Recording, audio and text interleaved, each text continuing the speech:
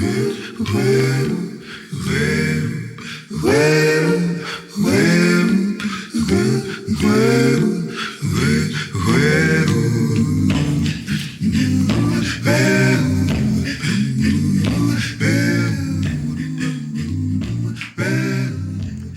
is an interview with Mr. Reuben Davis from the Birmingham Civil Rights Institute's Oral History Project. I'm Dr. Horace Huntley. We're at Miles College, March 20th, 1996. Thank you, Mr. Davis, for coming and taking time out of your busy schedule today. The pleasure's mine. Yes, I'd like just to start by asking some general questions about your background. Okay. Tell me, where were your parents from? My parents, both of them, was out of Montgomery County. My dad came out of Tuskegee around about Mount Meigs, Alabama, and my mother was born in Montgomery. Mm-hmm. And they came out of the Montgomery County, both of them. When did they move to Birmingham? Well, my mother, my dad married, they married in Montgomery, mm-hmm. And I was born in 1923, and I have an older brother born about 1917. So somewhere in that area, they came. I said around about 15 or 16, they moved to Birmingham for better employment. My dad was living on a farm down in Mount Meigs. Okay. Did he own his own farm? No. He was working. Well, his father died early, and so he had several brothers. Had one brother and several sisters, and his mother, my grandmother, lived to be about 115 years old. So she stayed there and educated two of her daughters on that farm, and finally they went down. My uncle and my dad went to Mount Meigs and brought my grandmother back here. But my dad worked in the mines at first. He worked a short period in the mines. Was it oil mines or coal mines? Coal mines. Coal mines. Coal mines. He worked coal mines for a short period of time. He and his brother. Mm-hmm. His brother stayed with the mines until around about 1950. He left and went to Detroit and started working for Chrysler. But both of them worked in the mine a short period of time. My dad got scared and came out of the mine. How much education did your parents have? Well, my father's education was limited. I think he went maybe in the primary grades. And my mother was similar. The education opportunities was very limited for both of them. Did she work outside of the home? No. My mother never worked out of the home. She was a housewife and a mother for the children. Mm-hmm. And how many brothers and sisters did you have? I have two brothers and two sisters.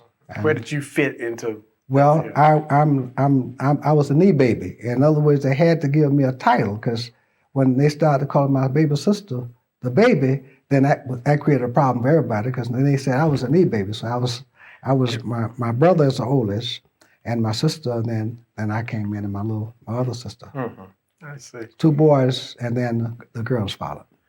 Right. What community were you raised up in? In Collegeville. Collegeville. I was born within about 5 miles where I live today.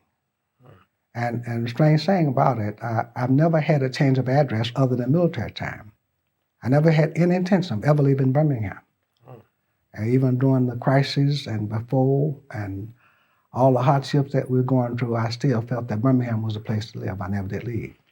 Well, how would you describe your community, Collegeville? How would you describe that community back in the days when you were growing up? When I was growing up, Collegeville had, the only white people lived in Collegeville was Italians. But there was, according to the census tract, there were 8,000 black people living within less than a mile square.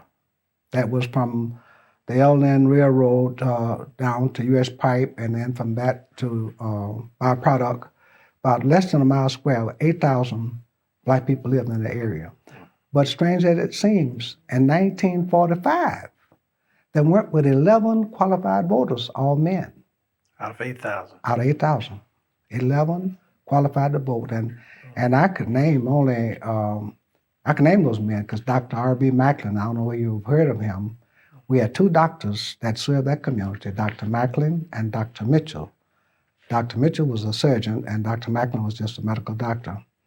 And there were a few other minors that were qualified to vote, but just 11 men.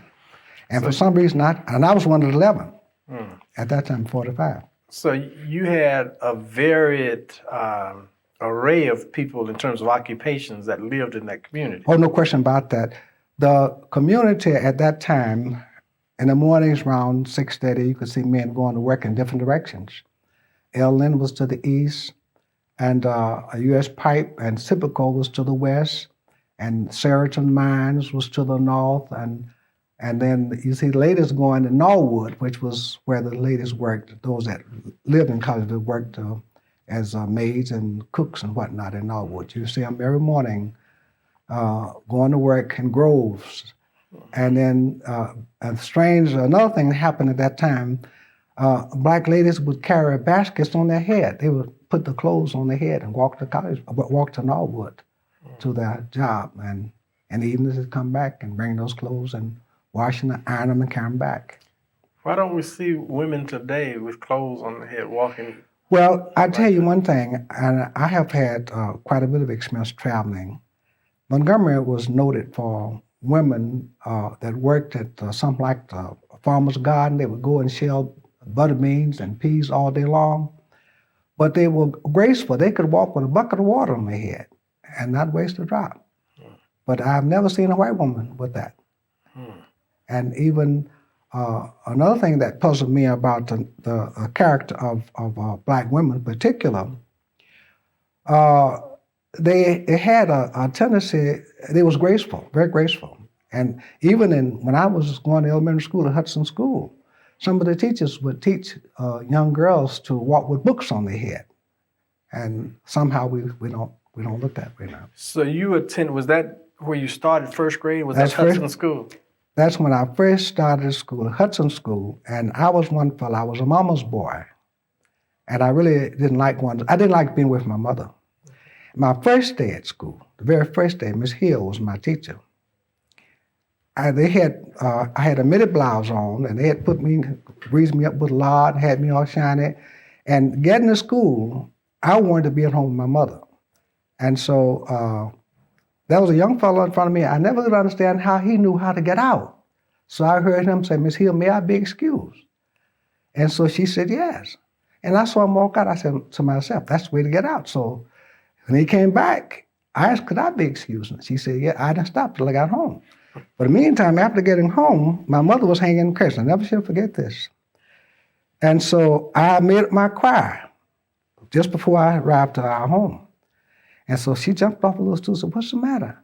I said, "Somebody took my lunch." Well, this was early before lunch period. So she said, "Wait a minute." She went in and got a switch and was going across my neck all the way back to school. And Miss McQueen, which is, I don't understand why we don't have a strong truancy program today. Because that lady, Miss McQueen, which was the Birmingham City truant officer, when my mother said, "I'm going to give you to Miss McQueen." So I went over, Miss McQueen was going to take me to Mount Meigs to the boys' reformatory school.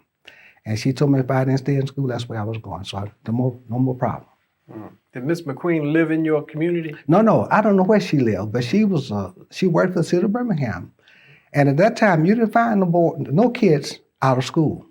No, that was. You had to answer to Miss McQueen. You had to answer to Miss McQueen. And when they called a roll, if anyone was absent that was supposed to be in the classroom, those names was turned over to Miss McQueen. And she would visit the homes and find out what was happening. And that was a holy day for me because I learned then that I had to go to school. When you left Hudson School, where did you go? Well, at that time, Parker was overcrowded. Parker High School was identified as the largest Negro high school in the world. And they had, Ullman was vacated. There used to be a white school. So I had to go to Ullman for 2 years and Parker, the other two, finish high school. So it was Parker High School when you went, or was it still Industrial High School at the time? It was Parker High School when I didn't get to Industrial. They had that was Dr. Parker had died before I attended. Okay. But one thing that was real strange to me as a lad, I had to ride Norwood streetcar to 11th Avenue South to walk about 3 blocks to Ullman.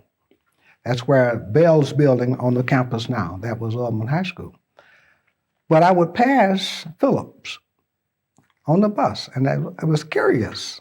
why do I have to pass the school going to school? Did you really raise that question at that I time? raised that question. But you know, one thing I found out that our teachers really weren't sensitive to their responsibility of enlightenment. I think they was either control or something, but they never could, discuss such issues as that. Why do you think that they could not discuss those issues? Well, I kind of think that our school system, and I learned to accept it as being a fact, there was a bit of control there. I don't think the system as such was interested in the education of black people. They had to have a school just for the sake of having, name only. And if you got education, it was a byproduct. But fortunately, we had teachers that was, in other words, was sensitive to our needs, and they did what they could to really enlighten us. And we lost a lot by integration, because those teachers at that time, in other words, if you didn't get what you're supposed to do or do it in the way that you should have done it, then you had a problem there. And parents supported that. What do you mean we lost a lot Well, because of integration? What happened, I felt that, and I was in the process of working in the Bessemer school system at the time, but the best black teachers was pulled out of black schools and put into the white schools. And then plus the fact, they also created another area of education called vocation education, and that was a dumping grounds for kids that was little problem kids, and saying that after they couldn't measure up to a certain point, then it was the dumping grounds of vocation education, which in my opinion, I was a part of that. But I felt confident that a child to select a vocation was an asset. But the system itself had it as just something to, as a dumping grounds for kids. Because when I first started working at Bessemer, they wanted to give me the equipment that Bessemer High had used for 4 or 5 years, but I refused to accept that. So I started there as a problem, and eventually was fired. But before we get into Bessemer, let me ask you, what do you remember? Is there anything that stands out in your mind about your high school experience at Ullman and at Parker? Well, the thing that stands out in my mind most is the fact that was pride. That was pride. We had to wear a uniform, you had to have your shoes shine, and everyone would attend Parker High School. We'll have general assemblies and have programs, and they were enrichment to the student body. There was a sense of belonging, a sense of pride it stayed with me. And all of the students that was in school along with me graduated from high school during the time that I did, they've been successful. I don't know one friend of mine that lived in Collegeville along with me, Clifton Casey, he was in Tuskegee at the time that the airman was down there. And so he was in Air Force, Tuskegee.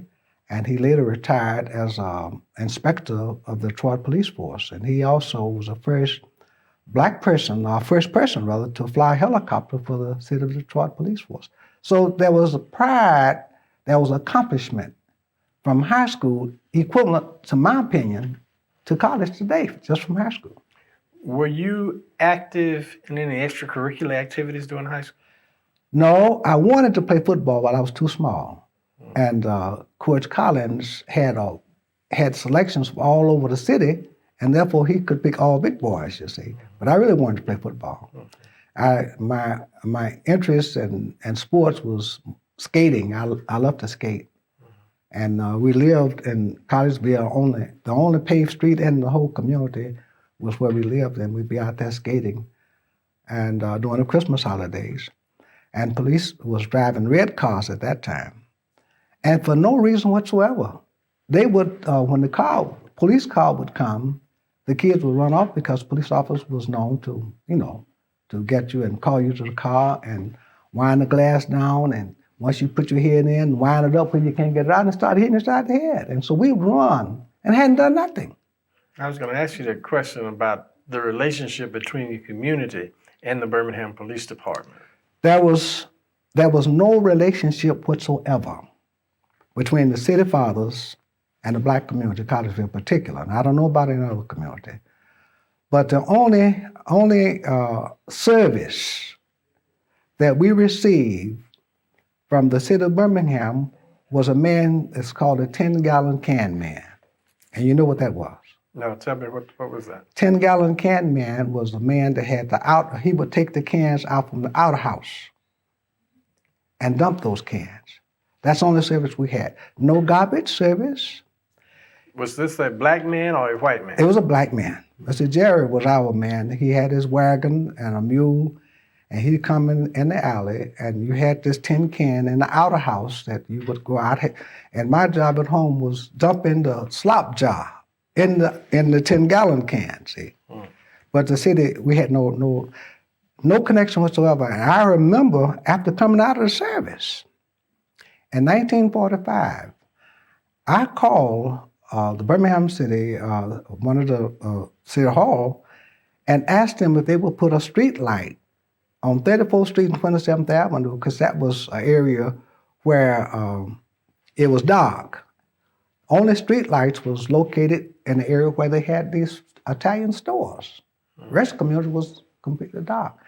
So I undoubtedly talked to a man that was fair, and he told me he would look into it. Next thing I know, the street light was there.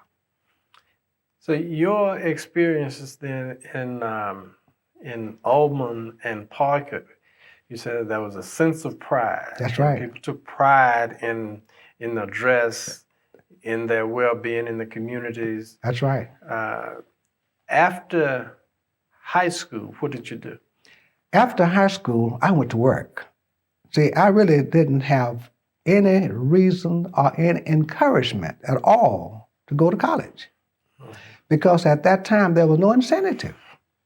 No matter how much education you had, at the time that I finished high school in 1943, you could be a preacher, you could be a school teacher, you could sell insurance, and work on the railroad. Railroad was the top job, and you could be a postman. Those are the only jobs available. And so I wanted to be a railroad engineer, and I was excited about going to the railroad. And as soon as I finished high school, I went to work. What kind of work was your father doing? My dad was an oiler for the railroad. He oiled, lubricate each journal. In other words, they'd have two oilers. They was black. And their responsibility was to put oil and packing in the journals to keep the train boxes from running hot. See, if it run hot, it would cause a wreck. And one thing that was real strange about that, and later I became seriously concerned about it, the black men was helpers, and the white employees were inspectors or carmen. Now here, a black man is oiling the box, and the inspector's supposed to come behind and check it to see if it's properly oiled. But even if the box ran hot, the oiler, the black man, was held accountable for it, and a lot of them lost their jobs because a box was hot on the train, had to pull a car out, So the inspectors would never was accountable. That's for exactly right. And really, it was their responsibility. If they were inspectors, they were supposed to see to it being done right. But if anything went wrong, it was always the helper's fault. So out of high school, then you went to work for the railroad? Went to work for the railroad immediately. What company? L&N. L&N. And what was your first job? My first job was a laborer. I started working, I was hired as a laborer. My dad didn't want me to work for the railroad. In fact, at that time, if your parent or father or someone worked at the company, recommend you get hired. So there was a neighbor that I knew, Mr. Lewis Berry. He worked out there, so he was one that got me a job. My dad wanted me to go to Tuskegee, wanted me to go to school, but I didn't want to go to school. You didn't want to go to school? No. You didn't see any need none whatsoever. At that time, I didn't see any need for it. And I was looking hard. I was interested in getting married, and so I wanted a family, and I needed a job. And I was seriously concerned about a locomotive engineer. There was no race issue ever discussed in our home. And I didn't think about only whites could be an engineer. That never occurred to me at that time. So I started working as a laborer, and from that, I stayed with railroad. Well, you said it never occurred to you that a black man couldn't be an engineer. Never occurred to me. I live not too far from the L and main lines. If you're familiar with the Vanderbilt crossing, it's a fish market right there. Well, that was the main line. And I would see the passenger trains and the freight trains going north and south there. At that time, they had several trains running, passenger trains running out of Birmingham daily. And Were there black engineers? No black engineers, black firemen. You see a black man as a fireman and also a white one as an engineer. But for some reason, my mind locked on that power of that locomotive, and I wanted to be the one to pull that throttle. I really did. So that was you aspired to be an engineer. That's so you exactly went to work as a laborer. To start at the bottom. And then how did you progress? Well, I found out that the engineer's job wasn't for me. And I didn't realize the consequences behind that.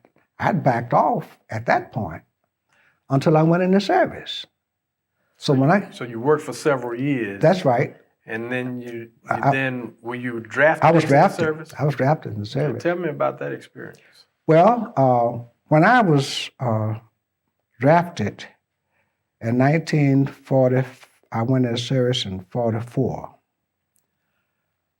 I noticed I wanted to be in the Army because I could swim. I learned to swim in Village Creek. And we didn't have no pools, no parks. So I learned to swim in the creek. But I never could see myself trying to swim in the ocean.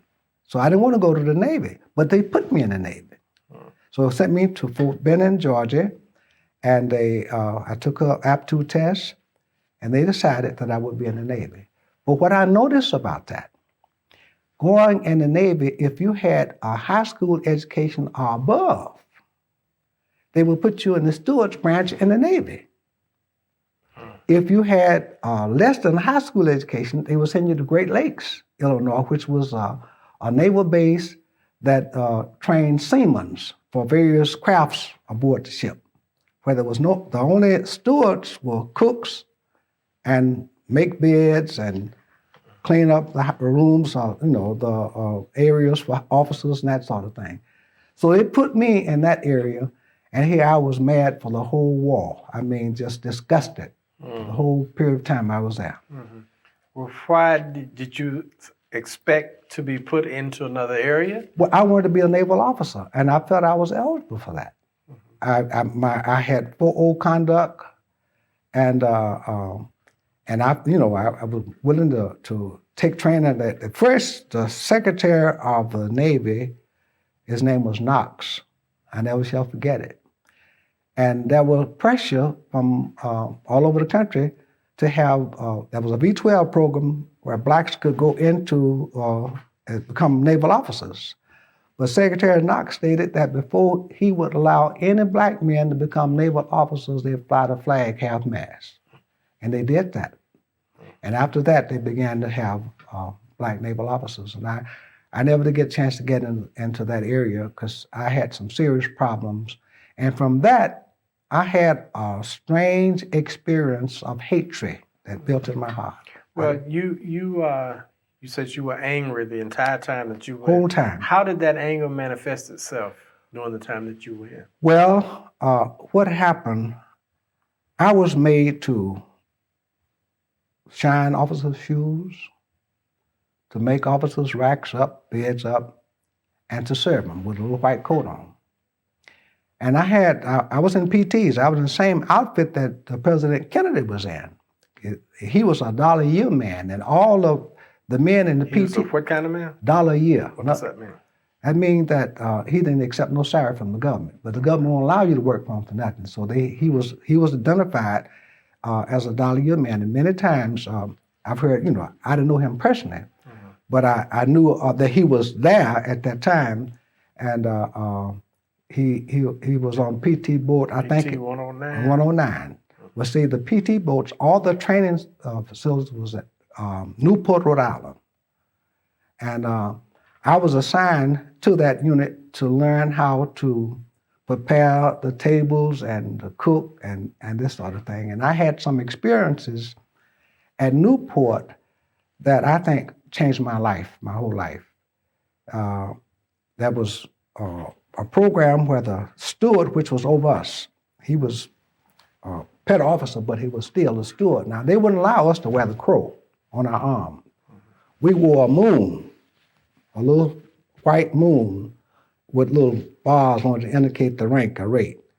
But white sailors had a crow and then the rates under them. But however, the steward told me on this occasion that I was assigned to work in the officers' club. After that night, when the club opened around 8 or 9 o'clock, then I was supposed to go up there to work.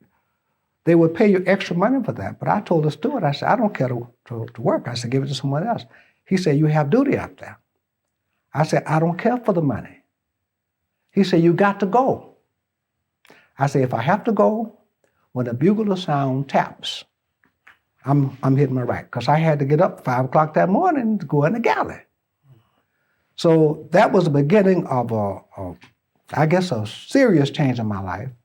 And so I went up to the officers' club and carrying drinks from the bartender to the officers, and they was dancing and drinking with their guests and whatnot. So when I heard the bugler sound taps, I had a drink in my hand. I just put it down on the table and walked out. And went by the executive officer's office and wrote a note and explained to him that what had happened concerning the stewards and stewards' mates getting up 5 o'clock in the morning to go to work and working till 2 and 3 o'clock in the morning at the club. And I told him that I didn't care to work at the club and I was forced to go up there. And I didn't think he was, that was proper. So I told my best buddy about that. And strange as it seemed, the next morning my name was called out to report to the executive office that when we muster. So I went to his office and the steward was there. He looked at me, he said, Davis? I said, yes, sir. He said, did you write this note? I said, I did. I told on the note, I said, if it calls for anyone to suffer, ask and I'll present myself to you.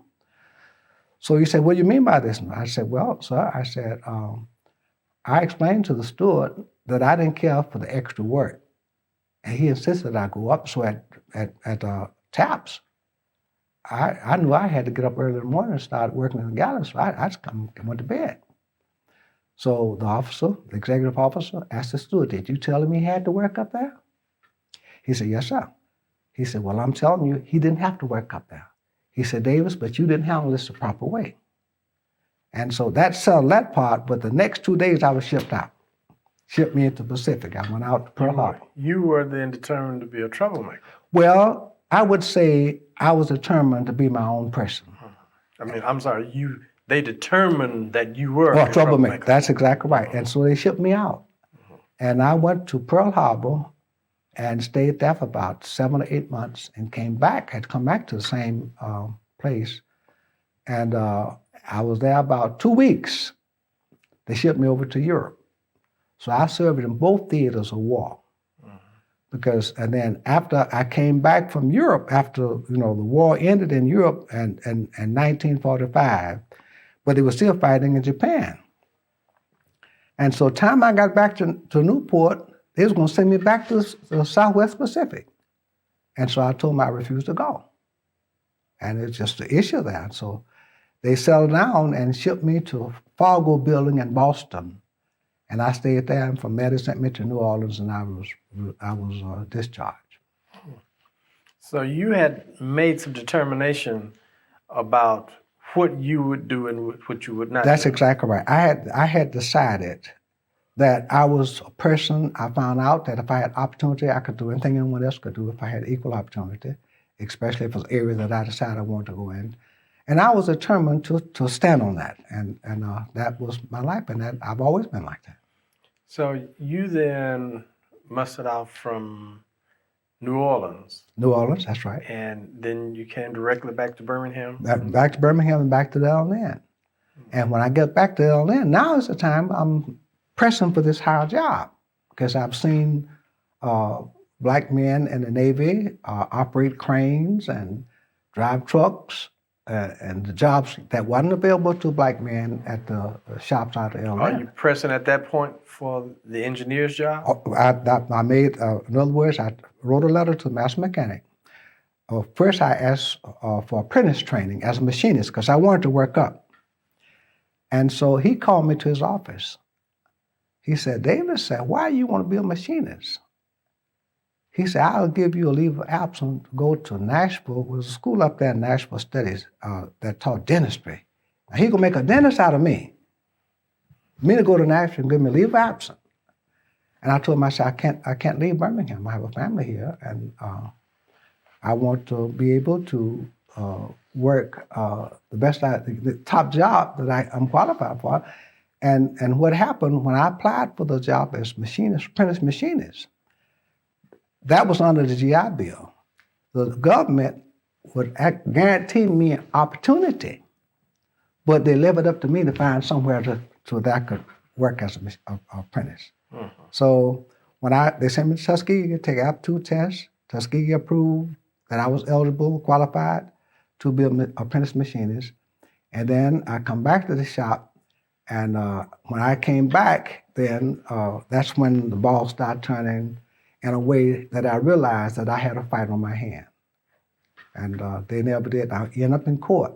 Mm-hmm. I was the first person, I'm pretty sure of this, I have a notebook that my daughter put together for me. Judge Lynn was appointed by President Roosevelt as a district judge of Northern District of Alabama. So I filed a discrimination case against L. Lynn. Was this as a result of not getting the position that I was after? Mm-hmm. And so when we went to court, now at that time I'm representing a bunch of men out there. What year is this year? That was in 1946. Mm-hmm. And Judge Lynn was, as I said, he was appointed by President Roosevelt. But in my first discrimination case, I knew that the men out there was in the same situation that I was in. I realized that.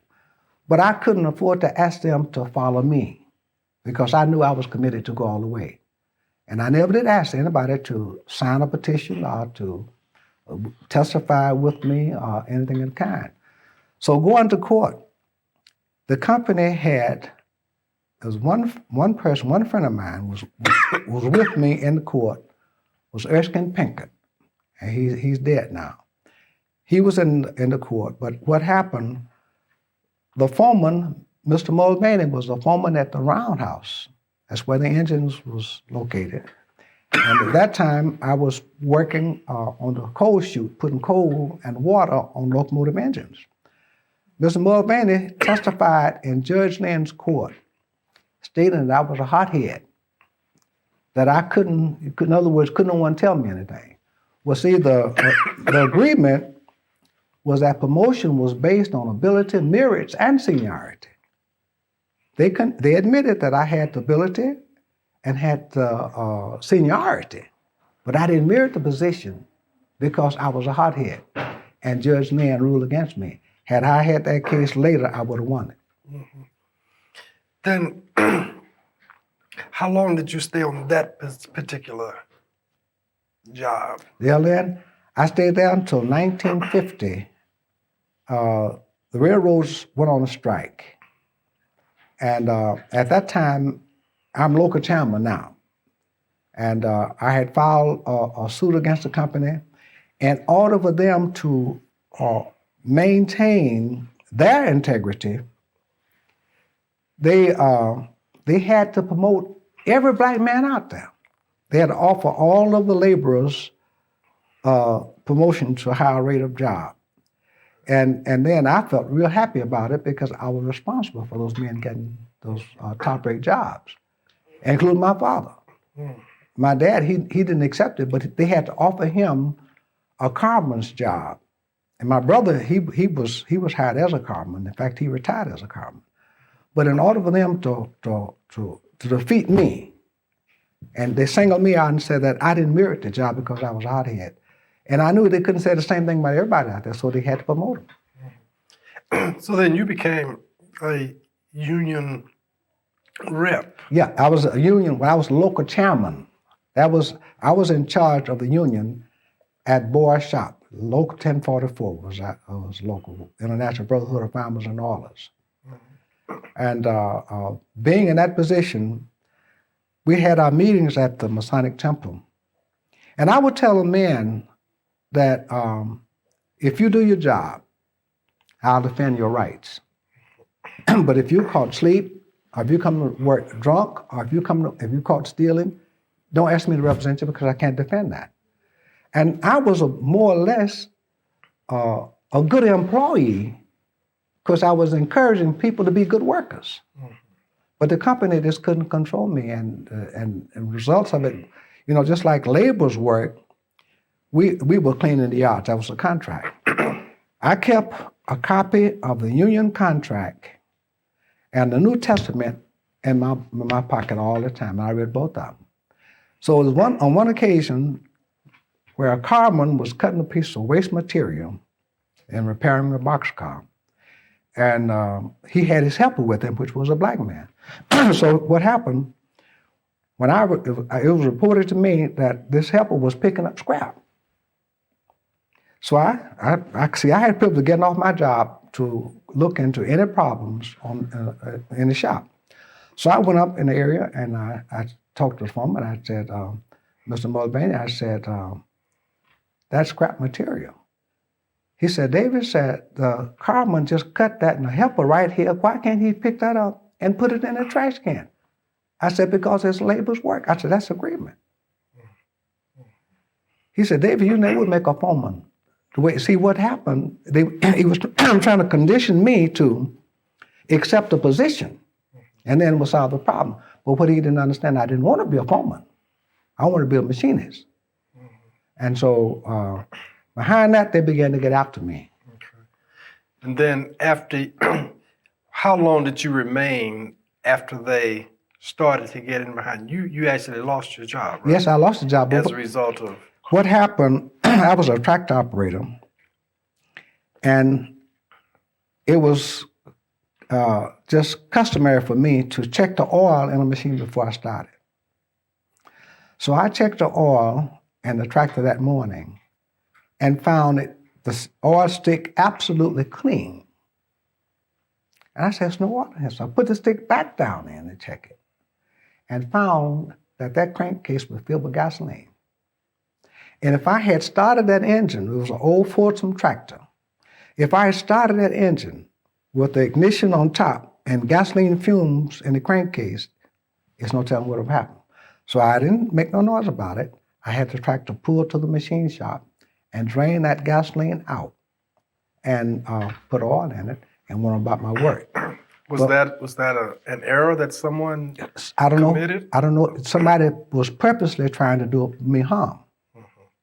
But I never did make a shot of it, never did say anything about it, but that happened. But finally, my job was to keep about 300 carmans busy with material. I was carrying material to rebuild boxcars. So one occasion, my tractor was broke down. Well, normally speaking, when it was 3 tractor operators, when a tractor was broke down, the guy would go to the shop and stay until his tractor's ready. And then he'd go back to work. But I didn't do that because I knew they was watching me. So I kept my work going by using an idle tractor. And so they found out that I was determined to work. So Mr. Hollingsworth was my immediate foreman. And they called over the PA system and told me to report to the north end of the shed. So I reported to the north end of the shed. He said, Davis wants you to roll wheels. Now, rolling wheels, the wheel shop was right there in the area. Well, boxcar wheel weighed 350 pounds, and the axle weighed 750 pounds. And I had a boil under my arm when I left home that morning, but I didn't lay off work. I came because I handled the tractor. But to move that wheel to get that much weight started, you had to exert quite a bit of effort. So I informed the foreman. I said, Mr. Hollingsworth, I said, it's very difficult for me to roll wheels.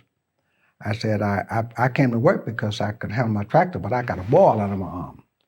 He said, you refuse to work. I said, I'm not refusing to work. I said, I'm just telling you that I can't roll wheels. He said, you're going to roll wheels. When he said it like that, I said, well, if you insist that I roll wheels, I prefer punching out. I had privilege of hitting the clock anytime. So he said, you refuse to work. So that was the day they was looking for. So he went to the office, and master mechanic called me to the office and sent me to Dr. Magruder for an examination, a doctor. And I knew my fate was sealed in the envelope. He sealed the envelope. I never did try to look into it. Carried it to Dr. Magruder. He examined my arm and sealed it back and sent me back to the shop. So when I got back to the master mechanic's office, he said, you go down and do anything you want to do. I knew I was fired then. So about 3 or 4 months after that is when the master mechanic came down the shop and gave me a letter. When he gave me the letter, I put the letter in my back pocket. He said, they just want you to read that letter. I said, I read my mail when it's convenient. I said, right now I'm busy. He was a boss man. He knew that my job had to carry this material back and forth. He said, if you don't mind, read that one now. I took the letter out of my pocket. He said, you are hereby discharged from service company effective immediately. You understand the letter? He said, get off the company's premises the quickest way you know how to get off. Well, I knew then. Now, that was a change of my life at that point. The only money I had in the world was less than $10. And that's what I had on the books. But I was obedient to him. And I knew all he wanted me to tell him I needed my job, and I did. But I walked across that train yard and got off his premises and went home. And it took me 3 years to win. I won that job back. But from that point on, what did you do in the meantime? Meantime, Did you work for those 3 years? The first thing, I was the first black person to serve as a mechanic on new cars. See, I went to school in the GI Bill to be a mechanic and also attend General Motors Institute in Flint, Michigan. So I went to J. Truett Payne. Mr. Payne, I walked up to him, I asked him, did he service his used cars? He said, no, we send that work out. So I was dressed in a blue suede suit, white shirt, blue tie, shine shoes. And I asked him, he said, we send that work out. I said, well, if you have the equipment, I could service those cars for you and make a job for myself and save you some money. He said, well, I've been on this corner 21 years. So it wouldn't do for me for a car to go a block and stop running. I said, Mr. Payne, I said, if you have the equipment, I can tune a car good as anybody in town, or just as good. He said, come back in 2 weeks. 2 weeks, I was right there again. At that time, I didn't even own a car. He said, I've been thinking about you. He said, I have an opening over in the new car department. And said, now, if you have your tools, I said, I have my tools. He said, I'm going to hire you over there. I said, now, you know how things are here. He said, you be working with a white fellow. I said, if he call you a wrong name, there's 1 or 2 things you can do. You can tell me about it, or you can pick up a helmet and knock hell out of me. I said, well, if you hire me, I won't make no problems for you. So he hired me, and I started working. I worked for him about 3 or 4 years, about that time. And then I left that and started teaching school. I went to the post office, but after leaving J. Truett Payne, I worked at the post office about a year. And did you ever have any difficulties at J. Truett Payne? I did. The gentleman that I was working with at first, he and I worked like 2 peas in a hull. His name was George. He found out that I knew mechanics. And I didn't bother him. He had his stall, I had mine. And what we were doing, we was preparing new cars for the showroom. When they come off the truck, we had to examine those cars to check them for rattles, what noises, and put the floor mats, and put radios and heaters, any kind of, minor work to be done. So after working with George for a period of time, we never did have a problem. So finally, he became ill. And after he was off for about 3 or 4 days, I saw the management. And Mr. George had been very nice to me. I mean, we worked together. And I felt committed that, if anything I could do to help him, I would do that. So I asked management, did they have provisions for a man, if he was sick, would they pay his salary? He said, no, we don't do that. He said, why you ask? I said, Mr. George is off sick. I said, if you agree to pay him while he's off, I'll work whatever time is necessary to keep these cars moving for the sales department. He said, it's mighty nice of you. So I checked with Mr. Payne and found out. So later on that evening, he came out and told me, he said, Davis, we agreed to pay Mr. George his salary. He said, but if you need some help over here, let us know. I kept those cars moving. So finally, George came back and he told me, he said, Davis, you know, they paid me. I never did tell him that I was responsible for that. So finally, he said, let's go to Florida. So I can get you a job in Florida making more money than you're making here. And I said, Mr. George, I can't leave Birmingham. I said, he said, well, I'm leaving, I'm quitting. So finally he quit. And they had another fella came in. This fella came in that morning with white trousers, a white shirt, and a cup of coffee in his hand. He walked in this area. So I was working on the car when he came in, and I finished my car and road tested my car, and he came back. And the minute I came back, he said, Davis, you finished this job here, the one he was working on. I did that, because I thought maybe it was something that he had to do, you know. So I found out his game that he want me to do all the work. So I began to slow down on my job until he finished his. And a doctor purchased 2 Chryslers, and it was a Chrysler 300. That was one that had 2 4-barrel carburetors. It was powerful engine. So I had tuned it up and was test driving it. And so when I came back, I stayed on about 15, 20 minutes. When I came back, this guy was standing in the alley at J. Payne's shop. And he cursed me and said, where have you been? And I jumped out that car and told him exactly what I wanted to tell him. And told him, don't ever ask me where I've been anymore. What did you tell him? I told him, I said, none of your damn business. Those words I told him. And then he said, I said, now if you want this job, I said, you go over there and tell him you can have it. I said, but don't you never call me no boy and ask me where I've been. So that's none of your business. So he turned around and went on over there. All right. He stayed over about an hour and a half, came back, and never said a word. But I knew that he didn't know what he was doing. When I would put a radio or a heater in a car, in the box where the radio, there was a template that will let you know where to drill a hole to put the antenna. He didn't know what that was in that for. And spotlights, you had a template to tell you where the holes had to be drilled, you understand? So I'd always get put it at the edge here and get my round spot there and take my punch and strike and then drill my hole and it was in the right place. But he never did do that. So order came in for a spotlight to be on a car. And there was another car that had a heater and a radio, which was more difficult. But I knew that he couldn't handle a spotlight because he was take that punch and kind of guess about where to put it. And he struck that car and started his drill moving. And I'm busy putting a radio and heater in this car that I was working on. And so finally he asked me, he said, Davis, I said, yeah. He said, will you come over here and see where this drill, he had been drilling a long time. When I walked over and he started to drill, the drill came straight through the dash. And I said, the drill's coming through the dash. So he knew he had messed his car. So I went back to my job. And later on that evening, management came over. He said, Davis said, who that messed up this dash? I felt like he worked, I've forgotten his name. He said, Davis, why you to take that job? I said, I took the hardest job. I said, putting a heater in, I didn't think he could do that. And putting a radio in the car, I did both of them. And I felt that he could put a simple job putting the spotlight on. He said, Davis, be more careful next time. When he said that, I knew then my time to go. So in a few days, I gave Jack Payne in other words, 5 days notice that I would resign. And so after I told him that, they came to me and said, Davis, we can't let you go. What's the problem?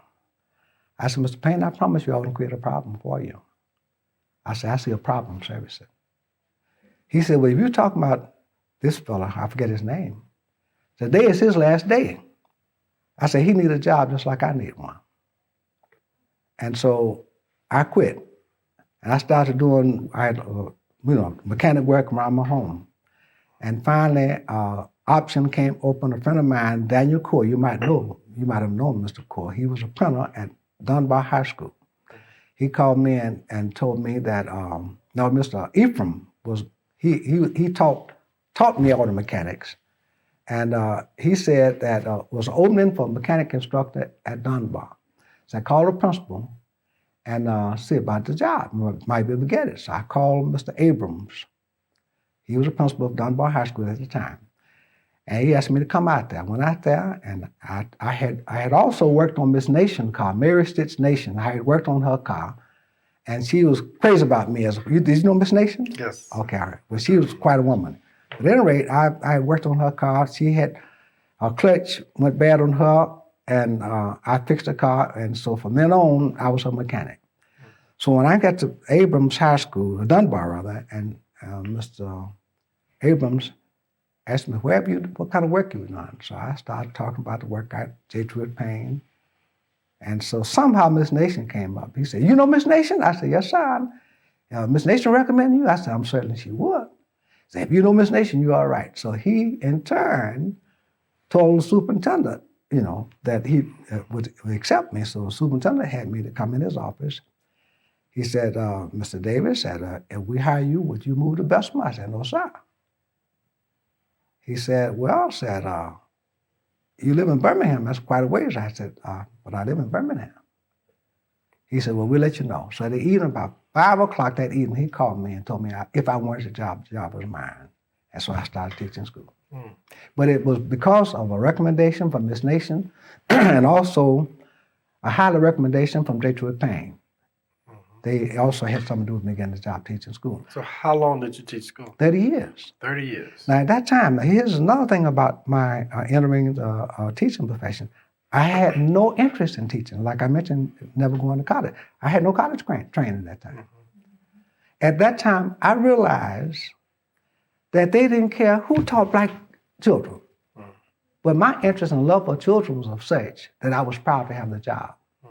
And I made a difference. I'm certain I did because the students, I've just met some my former students, and we're planning to have a reunion of all the boys I've taught over those 30 years. We're planning to get together. So I ran into a serious problem out there. Yeah, you did. You had a problem between a black man and a white man. That's right. Can you tell me about that Well, situation? Mr. Walter Branch was my principal at this time. Mr. Abrams had passed. They had built Abrams High School, and I was one of the first teachers that went in that area, in that school. Mr. Branch, Mr. Abrams really was the first black man I had ever worked on as my boss. And I was proud of that. I respected that and honored him for it. Mr. Branch, after Mr. Abrams passed, Mr. Branch was the first principal of Abrams High School. Who was a black man, right? He was a black man. Walter Branch was a black man. So I was also the school's photographer. Mr. Branch instructed me at 12 o'clock, get the school's camera and go out on the campus and take pictures of the football team. We had won championship that year. And I was the first person to photograph football games with a 16 millimeter camera. I did a lot of work even for Miles College. I went with them, photograph games for Miles. But what happened, when I came back in my classroom, about 3 minutes after the lunch period, it was 12 o'clock, Mr. Branch was the principal. He knew my lunch period was over at 12, you understand? But I didn't even think about that. He's my boss. He told me to take the picture. When I walked in the classroom about 3 or 4 minutes after 12, then take but a few minutes to go out and, in other words, focus that camera and snap a picture and come back because I processed it later. Mr. Porch, S.C. Porch, was my immediate supervisor. And the assistant superintendent was in my class with the hats on. When I walked into the classroom, Mr. Porch said, Davis, where in the hell have you been? I knew he had a right to ask me where I had been, but not in that manner. I said, Mr. Porch, I've been out getting pictures of the football team as I was instructed by the principal. He said, I mean, you stay in the shop. So I'm close to him now. I said, it's a simple matter for me to stay in the shop. You go up and tell Mr. Branch, you want me to stay in the shop. I said, surely if he tell me to be somewhere else, the next time you come, you won't find me. That time he put his hand on my collar and said, I mean, if you stay in the shop. And he said, I never moved my hand from my side. I looked him in his face, and my class was quiet, no kind of noise. I said, man, take your filthy hands off of me. I said, take your hands off me right now. Do you understand that? And he wasn't ready for that. He dropped his hand and started shaking all over. This was a white man. This white man. And when he started trembling all over, the assistant superintendent walked up to him and said, poor George. But then I walked out. But this is what opened my eyes to, if we have a prize, this is what opened my eyes to it. When I get back to the office, I'm going to Mr. Branch's office just to relate to him what happened, not asking him for no assistance. I said, Mr. Branch, I said, I was doing what you told me to do. Mr. Porter put his hand in my collar. I said, I don't play like that. Walter Branch looked at me like I'm looking at you and walked in his office and closed the door and never said a word to me about that.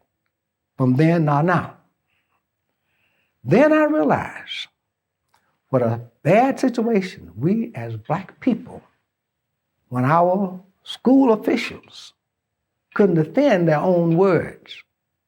And from that, I became interested in politics. And that thing, now it didn't hurt me from results of what I was telling him.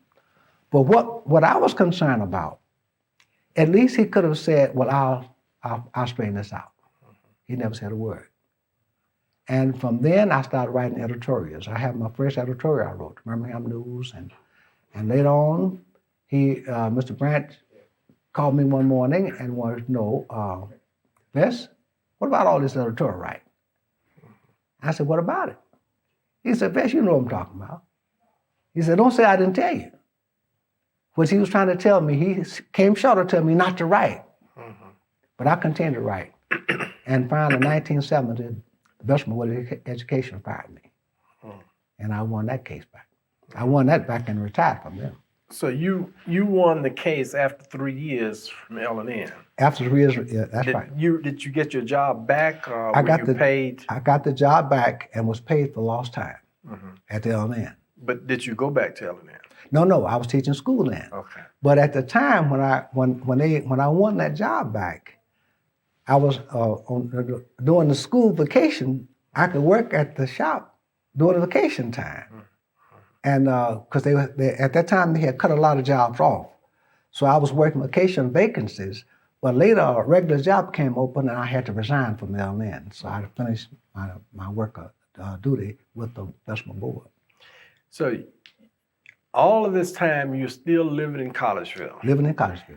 And we know that this is through the 40s and the 50s, and in 1956, of course, something very significant happens in Birmingham. That's right. With the NAACP being outlawed from operating in the state of Alabama. That's right. The Alabama Christian Movement for Human Rights is organized. That's right. Were you there? I was there. Reuben Davis was my pastor, and he was the one that set the motion in Birmingham as to the struggle. In other words, he was the engineer behind that. And he was my pastor at that time. What do you remember about those first days of the organization of the movement? Well, one thing, as you stated, NAACP was outlawed by the state. That was, in my opinion, was a bad move on the part of Governor Wallace to take that position. If Governor Wallace... No, it wasn't Wallace at the time. What, Wallace? No, it was... What? It may have been Patterson.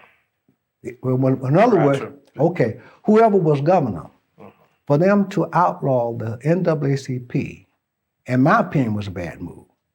But however, if they had just would put plugs in their ear to listen to what black people were saying, and then reacted like they wanted it to be a different thing. But they took a negative attitude. And Reuben Shuttlesworth was just a determined person to the point that he just had nerve. And I had fortunate. When I was working with L&N, Mr. Wells, Reuben Shuttlesworth's uncle, had told me, at the time, Reuben Shuttlesworth was in Selma, First Baptist Church in Selma, and wanted to come to Birmingham. So our pastor had died, Reuben Laster had died. Our church was vacant.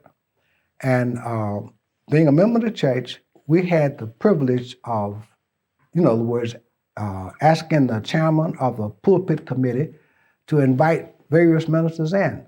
So I was the one that put Reuben Shuttlesworth's name in to come to our church. Okay, so you were instrumental in Shuttlesworth even coming to Birmingham. Coming to Bethel, that's right. Okay. What was your duties initially with the movement? Were you there at one of the charter members of the Alabama Christian Movement? Did you join immediately? How did you get involved? Well, I didn't have get actively involved in the movement until my church was bombed. Okay. When the church was bombed the first time, that activated a whole lot of people. Became seriously concerned. This is, I believe, December of '56. That's exactly right.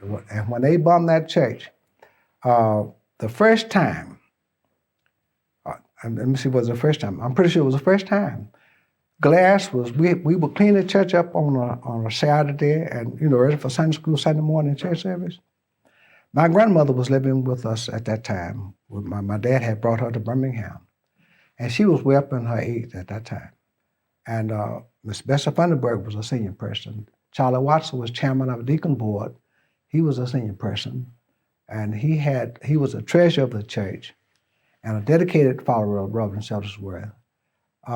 When I saw those senior people come into Sunday school after the bombing, I knew something important had took place because they were supposed to have been afraid to get involved. Knowing the nature of black people, they wasn't supposed to get involved. And I do believe from the bottom of my heart that those that was planting those bombs really wasn't trying to hurt anyone. I think they was trying to terrorize and get us scattered, but they was unsuccessful there. So you're saying that it had just the opposite effect? Just the opposite effect. In other words, it pulled people together.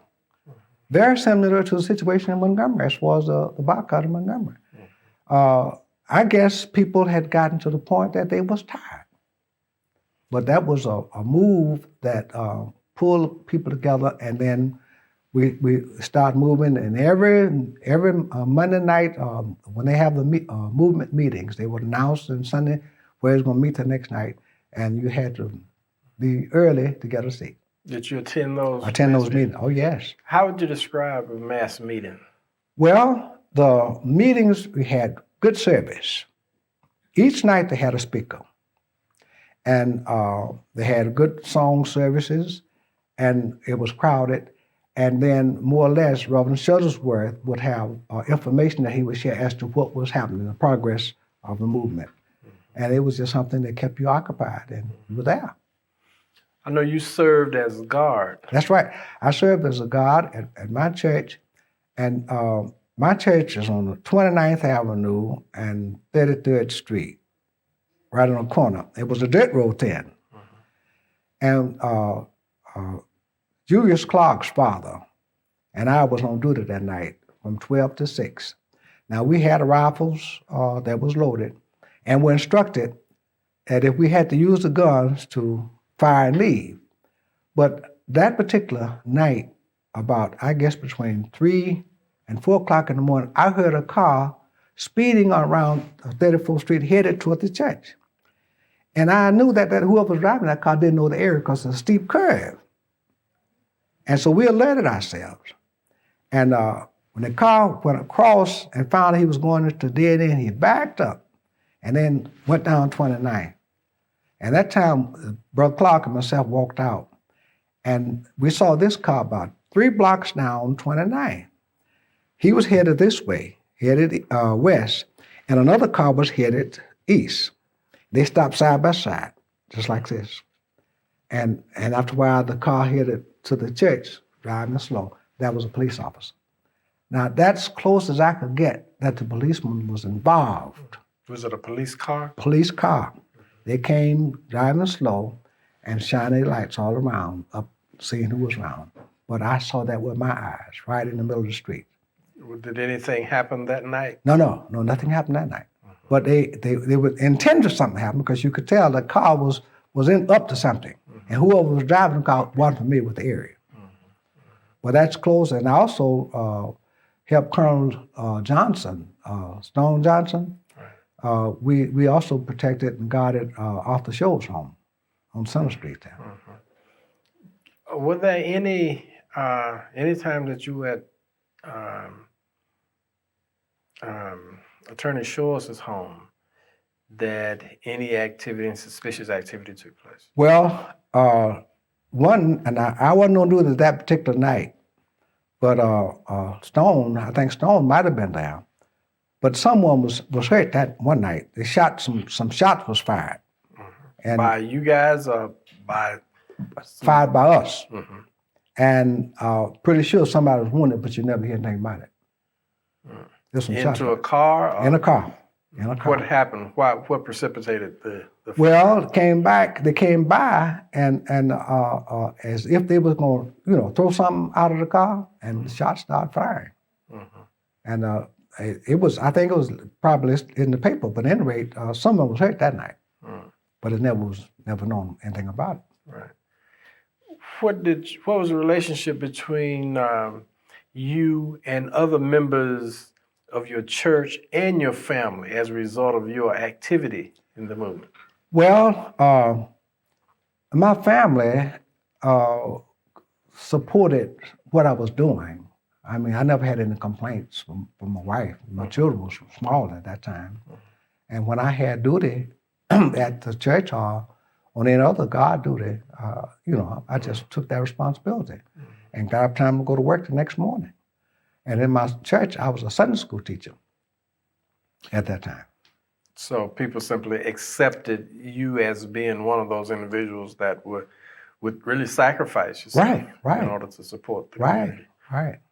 We were, in other words, it was not all the members of the church were really supportive. But I can't even call a name that weren't. But however, I know all of them wasn't. And just like all the churches in Birmingham really wasn't supporting Dr. King, nor Reuben Davis. Right. Some of the pastors in Birmingham didn't support it. What about your brothers and sisters? Were they active? My brother was. But sister, I mean, they wasn't the latest out there. We didn't. If there's anything, as you look back on the movement, and if you had the ability to, what would you change about the movement? If I had, and really to be frank about it, then as now, I felt economic rights should have been focused rather than social. The sit-ins and demonstration for, of course there were clerks' jobs and whatnot, but there weren't any emphasis put on economics. The movement more or less was focused around social equality. As I look back then as now, if we had focused, put heavy emphasis, and I have some writings, if I research and find it, I don't think the system would have been prepared to defend economic move as they were a social move, because first they in Holland that black men want white women. And if they went after jobs, they couldn't have said that. So I even tried to get that open into the movement, but I didn't have no success there. You were not successful in changing the focus. No, I couldn't change. I didn't have enough footing to change the focus. Right. But that was my my interest then, and it made sense then, and it makes sense now. Did you take part in any of the demonstrations? In Bessemer, I did. In Bessemer, you mean marching in the street? Right. Oh, yes. Yeah. I was active in Bessemer. But in Birmingham, my working in the Bessemer school system, I just couldn't get to Birmingham in time to be a part. But I walked the streets in Bessemer. Were you ever arrested? No, I never was arrested. Just in retrospect, as you look back on the movement and you talk about the social aspect versus the economic aspect, do you see anything that's happening today that would lead in that direction that you would like to see it go into? Well, one thing I see negative, that from an economic standpoint, we were thrown welfare. I saw a number of young ladies in Bessemer, and I never witnessed a white girl being pregnant at in the school system of Bessemer while I was there for 30 years. But I've seen as many as 3 to 4 or 5 black girls pregnant in one classroom. And I heard some of the little girls talking that if they are pregnant, they could get a check if they don't identify a father. So in my way of looking at that, the welfare benefits was essential to livelihood, at least people accepted as being that. And those handouts really retarded our progress.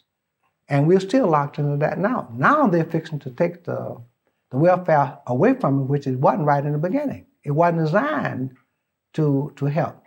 I wrote an editorial once asking, why not share the administrative cost of welfare rather than the little measly checks that the people were getting? And you would find a lot of people living in Mountain Brook was on welfare more so than people in Collegeville. But that was a pitfall for us, and I think we're still locked into that right now. We're going to have to walk through, in other words, the struggle is coming all over again. And one advantage I see in the situation right now is going to bring us back together, and then we can plot our course from this point on. We're heading now far more than we were before the struggle. You attended the Million Man March. What did that mean to you? The Million Man March, when I arrived in Washington that morning, about 8:30, I went on Amtrak. I saw all these black brothers moving toward that mall. And in my heart, I said, what is this? And right now, if I'd make a move, I'd shed tears. Because I went up there basically because I felt there was a need to come together. I had no idea that 1 million plus men would show up. But I believe that those men were there because they accept part of the problem and they wanted to be part of the solution. And I think as a force, and I would say this, a lot of people have reasons to not to admire or support Minister Farrakhan, but I contend that the minister made the call, but God made the response. There's no way one man could have handled that and get that kind of response on his own. And I feel that something big is coming out of this. We're going to have, it's some more suffering days and more hard days for some people. But the results of what the system is moving now, they're going to put us back together, which is something they don't really want. Because we're going to come together out of need as we once were. That's my opinion. Mr. Davis, it's really been great having you today, and it's obvious that we have a lot more to talk about. Okay. What I'd like to do is to really get you back to talk some more, because that period between 1960 and the 1990s, you were very active, and you became county commissioner. That's right. And we want to talk about that as well. So I want to thank you for coming today, and we'll try to do this again. Okay, the pleasure is mine. Thank you, sir. Okay. That's all?